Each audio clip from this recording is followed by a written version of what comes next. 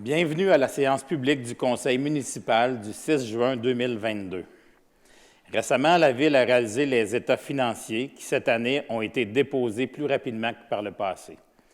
Les faits saillants du rapport financier et du rapport de l'auditeur sont d'ailleurs un des sujets à l'ordre du jour de ce soir et j'aurai le plaisir de vous les présenter un peu plus tard. Je vous invite donc à rester à l'écoute. C'est au point 6, je crois. Lors d'une récente séance publique, je vous mentionnais le lac à l'épaule auquel le conseil municipal a participé à la mi-mars. Cette rencontre nous a permis d'échanger sur nos points de vue, de faire des choix, de nous entendre sur une vision commune et d'arrimer nos priorités pour le présent mandat.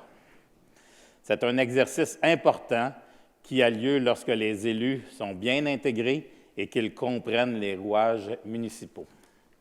Les idées ne manquaient pas, mais il fallait trouver un juste équilibre entre développement et saine gestion des ressources. Cet exercice de réflexion du Conseil a été très stimulant et a impliqué de faire des choix rigoureux pour que Saint-Hyacinthe soit bien aligné sur les besoins et aspirations de nos citoyens, sur les meilleures pratiques municipales et aussi pour que notre ville évolue en cohérence avec les grands principes de développement durable. Le mercredi 15 juin, j'aurai le plaisir de présenter la vision 2022-2025 du Conseil municipal à la communauté d'affaires. Cet événement public, organisé par la Chambre de commerce de la grande région de Saint-Hyacinthe, se tiendra au centre de congrès. J'invite donc les gens d'affaires à venir en grand nombre à cet important rendez-vous. Pour plus d'informations ou pour vous inscrire, consultez le site Internet de la Chambre de commerce de Saint-Hyacinthe. De plus, pour faire connaître les orientations et les priorités du Conseil, plusieurs outils et activités de communication ont été conçus. Je reviendrai d'ailleurs sur le sujet lors de la séance publique du 20 juin prochain pour donner plus de détails et informer l'ensemble de la population mascoutaine sur la vision 2022-2025 du Conseil municipal. C'est à ne pas manquer. Dans les actualités récentes, et comme mentionné lors des dernières séances publiques, je fais un suivi sur notre budget participatif. Les jeunes de 13 à 31 ans avaient jusqu'au 27 mai pour proposer des projets en lien avec le développement durable, ce qu'ils ont fait avec brio. Nous avons effectivement reçu une quinzaine de projets, tous plus intéressants les uns que les autres. La semaine dernière, le comité du budget participatif s'est réuni pour procéder à l'analyse des dossiers. Et cette semaine, le 8 juin, il y aura une séance d'information avec les candidats ayant soumis un projet retenu pour leur donner de la rétroaction en vue de peaufiner leur projet. Les candidats auront ensuite jusqu'au 22 juin pour déposer leur projet bonifié. Rappelons qu'une somme de 50 000 $ est accordée à cette initiative et que nous en reparlerons assurément cet automne. Un autre sujet qui nous anime ici à Saint-Hyacinthe est sans contredit le bénévolat. Jeudi dernier, le 2 juin, la Ville a tenu une soirée de reconnaissance au Centre des arts Juliette Lassonde, où elle a reçu plus de 670 bénévoles pour un cocktail et pour le spectacle de l'humoriste Dominique Paquette. Par cet événement, la Ville rend hommage à ses bénévoles en les conviant chaque année à une soirée pour les remercier de leur grand dévouement et de leur contribution à la collectivité. Nos bénévoles exercent un rôle primordial pour des milliers de personnes au sein de notre société. Jour après jour, ils enrichissent par leur action la vie mascoutaine. Cette soirée de reconnaissance est un témoignage de notre gratitude envers eux. Après les 2 années que nous venons de traverser, il est plus que jamais important de reconnaître leur travail qui est aussi nécessaire qu'essentiel.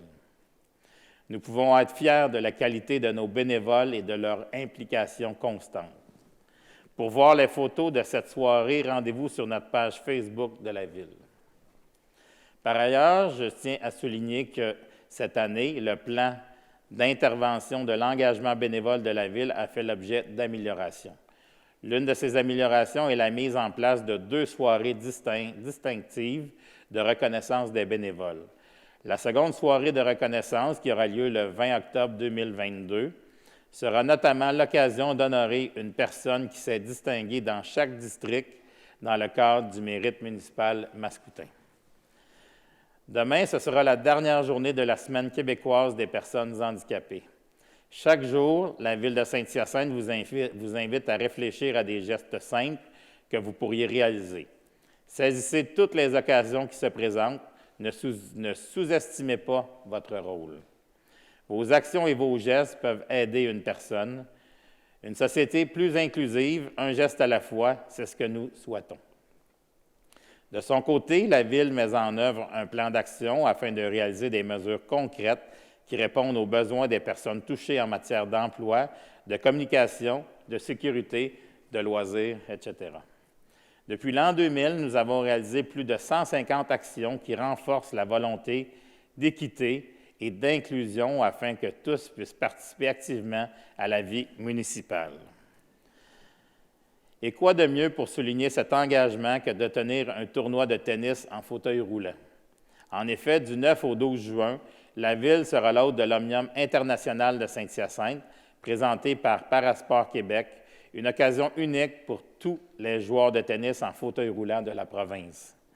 L'événement qui se tiendra au complexe de tennis services financiers Guy Duhem sera d'ailleurs le premier tournoi disputé sur terre battue en Amérique du Nord et accueillera des joueurs provenant du Canada, mais aussi des États-Unis et du Japon.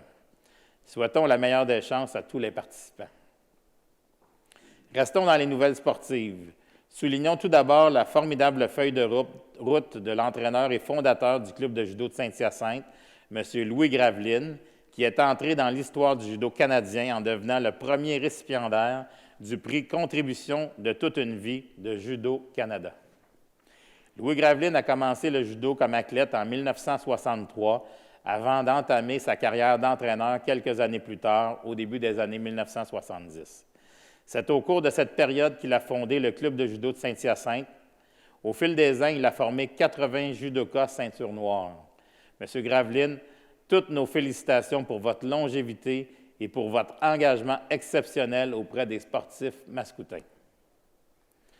Ensuite, le 29 mai dernier, le Temple de la renommée du sport automobile canadien présentait son gala d'introduction des candidats.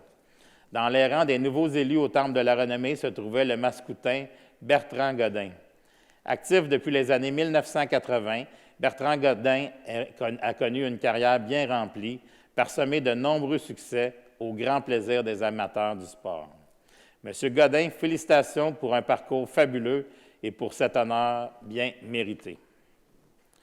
Le samedi 11 juin, ce sera aussi le relais pour la vie de la Société canadienne du cancer. Une équipe d'employés municipaux y sera d'ailleurs, cette année encore, pour représenter la Ville. Le départ se fera à midi au parc Casimir-Dessol. Pour se joindre au relais pour la vie aide à donner de l'espoir à toutes les personnes touchées par le cancer à travers le pays. En parlant d'espoir, je souhaite souligner la réussite de tous les élèves et de tous les étudiants qui terminent cette année leur parcours scolaire. Vendredi prochain, le 17 juin, ce sera la Journée des finissants, un événement organisé par l'Instance régionale de concertation en persévérance scolaire et réussite éducative de la Montérégie, de concert avec 18 autres instances régionales, Alloprof et Télé-Québec. Malgré les défis des dernières années, la cohorte des finissants de 2022 aura su garder confiance et espoir en son avenir. Ces jeunes et adultes ont fait preuve tout au long de cette année d'une incroyable résilience pour terminer leur parcours du primaire, du secondaire, de l'éducation aux adultes, leur formation professionnelle, collégiale ou universitaire. Ils méritent la vague d'encouragement qu'est la Journée des finissants. Bravo à toutes et à tous et bon succès dans vos projets futurs. Et chaque année, la fin de l'année scolaire tombe pile avec la fête nationale. La Ville a récemment dévoilé le grand retour des festivités de la fête nationale qui se déroulera les 23 et 24 juin au centre-ville. La Ville de Saint-Hyacinthe est fière d'organiser cet événement qui favorise le bien-être de la collectivité et le développement de la vie culturelle dans le centre-ville. Le 23 juin, il y aura Martin Deschamps en spectacle, suivi de King Melrose dans le cadre des rendez-vous urbains. Et le 24 juin, de 22 h, il y aura des feux d'artifice sur tout le territoire mascoutin. Pour consulter la programmation, visitez le site Internet et la page Facebook de la Ville. Toujours aux nouvelles culturelles, le Centre Expression annonçait récemment la programmation de Orange, l'événement d'art actuel qui a su se tailler une place de choix dans l'univers artistique québécois. Le 12 juin, Orange vous invite à l'inauguration de Cultiver l'humilité, un événement artistique et communautaire honorant la puissance de résistance des plantes et leur interrelation avec les êtres vivants et non vivants. Au programme, une performance de Maude Arez et un goûter préparé par la chef Lisanne Obanzawin en présence des artistes et des commissaires, ainsi que du chef du Conseil des Abénaquis d'Odanak, Richard Obanzawin. Orange se tiendra jusqu'au 11 septembre et la Ville de Saint-Hyacinthe est fière de contribuer à faire de cet événement un grand succès. Du côté des communications et des loisirs, la Ville a récemment fait paraître le nouveau numéro du bulletin Le Loisir. Cette édition est disponible en ligne sur notre site Web et sur nos réseaux sociaux et traite entre autres des activités libres, des événements et des fêtes de quartier.